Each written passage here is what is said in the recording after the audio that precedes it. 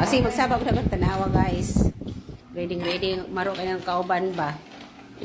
Ready, ano ba tong klase? Laki-laki.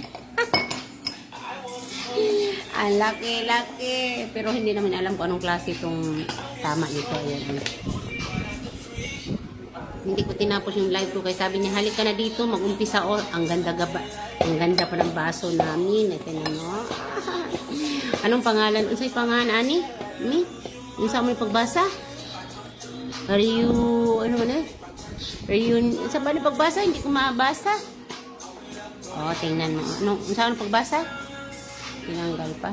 Reunite. Reunite ko na. Saan na ni pag-inom, mahimo na tuming night. Reunite. Iwan ko, basta mo na to. Basta ilim nun.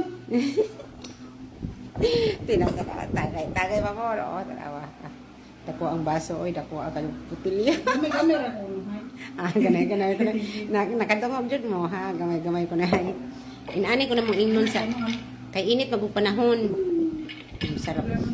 Umabot man dito yung amoy. Pila ka percent? Tapay pulutan na mo, guys, oh. Isang kawali. Kami lang dalawa dito kumakain dyan. Kung hindi naman maubos. Yan.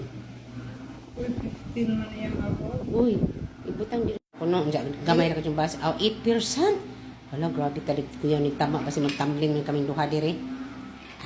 Lami ko no, gilamian. Hala, gilamian si Jack. Hala, bi. Katagsara sa itong inom ni Badya, gilamian. Hala, gihorot pa kajuwa na. Tapak ko na gitaguan ni Jiro duha kay ana. Hala, gisinaw na. Gilamian siya sa mga inom.